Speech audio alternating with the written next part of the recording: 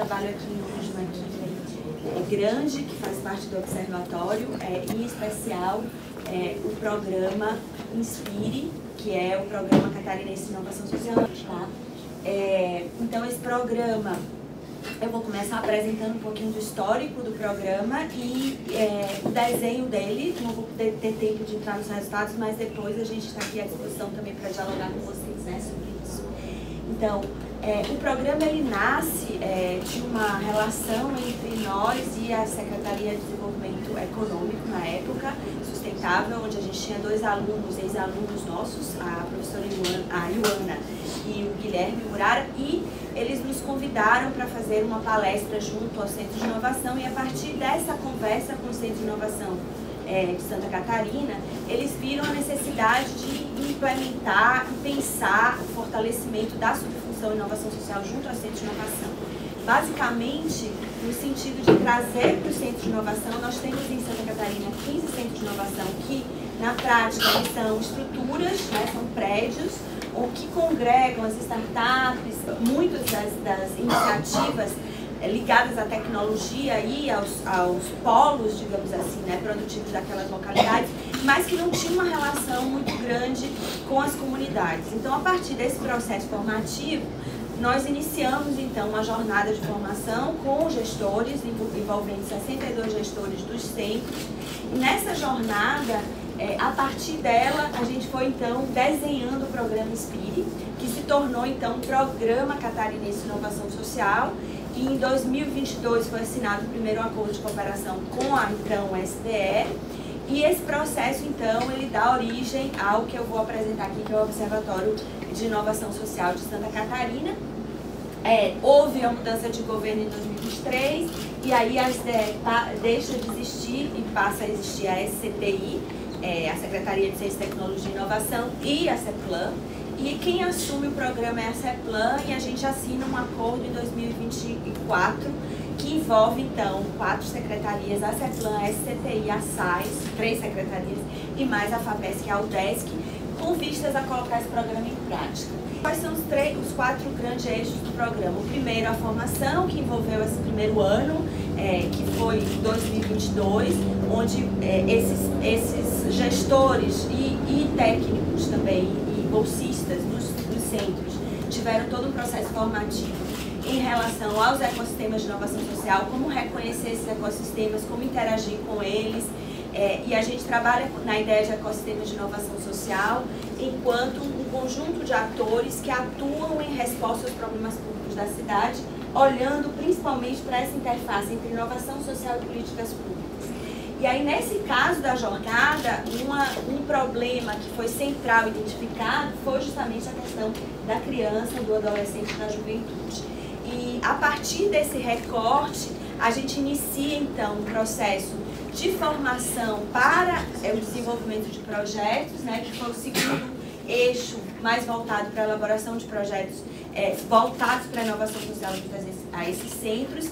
E uma cartografia, junto com esses atores, a gente trabalha numa perspectiva de investigação pública que tem a ver com uma ideia de que os próprios atores que estão atuando, né, nesses ecossistemas, eles são pesquisadores, eles trabalham também, eles podem pensar, né, a sua ação de forma como uma investigação, e aí a gente exercita a cartografia com esses grupos, com esses 62 gestores, e isso começa aí a surgir o piloto do Observatório Inspire, que eu vou agora apresentar de forma mais detalhada para vocês. O Observatório Inspire funciona a partir da plataforma do Observatório de Inovação Social de Florianópolis. Eu vou fazer um breve adendo para explicar para quem não conhece o Observatório de Inovação Social de Florianópolis. Vocês podem entrar em uma plataforma online colaborativa, observafloripa.com.br, eu vou entrar nela já, onde a gente atua a partir do mapeamento e cartografia do ecossistema desses atores, né, que envolvem o que a gente chama de iniciativas de inovação social, são todos aqueles que de algum modo estão respondendo a um problema público da cidade, aqueles que dão apoio a essas iniciativas e os instrumentos de política pública. Então a gente faz um cruzamento entre os atores, né, que estão ali no cotidiano da política, fazendo a política cotidiana da cidade, e os instrumentos de política, para tentar entender, então, como se configura essa rede. E o Inspire, o que é que ele traz de novo? Primeiro, a comparação dessa rede de Florianópolis com mais 5 municípios do estado, então a gente amplia isso para tentar olhar essa ecologia política da criança e adolescente e da juventude em Santa Catarina e cruzar essa ecologia com os indicadores de política. E aí, como que a gente faz isso? Usando a metodologia, primeiramente, da cartografia, que a gente já fazia em Floripa e agora a gente amplia para mais esses 5 municípios. Então, no caso do sul, Criciúma, no caso do norte, Jaraguá do Sul, que Jaraguá do Sul não é no sul, é no norte, em Lages, no Planalto, e no oeste, em Chapecó, além de Florianópolis, aqui na Grande Florianópolis. E a partir dessa análise, o cruzamento, então, com esses indicadores de política. E aí, eu não vou ter muito tempo para falar da metodologia, né? São 10 minutos, mas a gente depois pode ampliar. A cartografia, ela atua, primeiro, a partir desse primeiro levantamento. Esse primeiro levantamento, ele acabou sendo mais um exercício, ele trouxe algumas iniciativas, mas a gente teve que fazer uma complementação com essa articulação com as secretarias, sobretudo as secretarias municipais. Então, a gente fez um levantamento junto aos conselhos de política, junto aos próprios centros de inovação, a dados secundários, né, vindo das secretarias, e isso permitiu uma ampliação do georreferenciamento, né?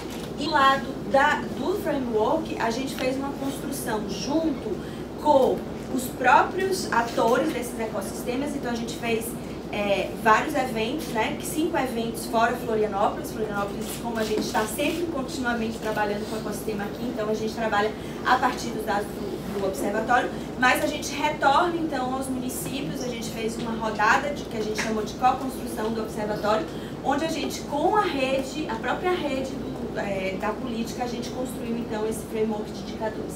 Eu queria então rapidamente, se for possível, apresentar para vocês a plataforma e dizer que vocês podem ver tudo isso aqui. Esse é o nosso site, né, a nossa plataforma. E vocês vão ver que ela é colaborativa, então, tanto em Florianópolis como nesses municípios, os atores podem estar retroalimentando essa rede, atualizando as suas informações. Mas, basicamente, aqui, para a gente entender o que é o programa, como é que ele funciona, né? A gente tem aqui um pouco da história do programa e dos seus eixos, como é que eles aconteceram. Então, é possível, depois, vocês acessarem e entenderem cada um desses eixos, como eles aconteceram, os resultados que eles geraram. E o que eu queria mostrar um pouco como é que isso se apresenta enquanto produto também, né? Assim como o Tadeu falou, porque é um piloto, a gente está chamando de um piloto, que ele está sendo aplicado na área da criança e adolescente, mas ele pode ser aplicado em várias outras políticas, criança, adolescente e juventude, né? Então, hoje a gente tem 2.270 cadastros entre iniciativas de inovação social, que a gente tem quase 390, em 203 atores de suporte e mais de 1.678 instrumentos de política pública, o que é muito interessante porque quando a gente começou o mapeamento do ecossistema, a gente não separava, né, os atores governamentais de uma forma explícita, e na medida que a gente faz isso, a gente consegue ver o peso que a rede da política faz para mudar os indicadores. Então, basicamente, se a gente entra, né, em cada um desses municípios, vocês vão poder ver aqui depois esse georreferenciamento. Então, a gente vê, né, como que essa rede faz isso que o Tadeu falou, como é que essa rede faz diferença, né, do ponto de vista da prática também. E aí, a partir quando a gente clica em cada uma dessas iniciativas, a gente vai ter aqui, né, o que é que ela faz, as soluções que ela promove, quem apoia ela, como ela se relaciona com o governo, dando esse panorama assim, de como que essa ecologia, né, que diferença ela tem feito, e também permitindo também uma análise socioespacial dessa rede e dessas interações. E aí, pessoal, eu vou voltar aqui só do Brasil para fechar.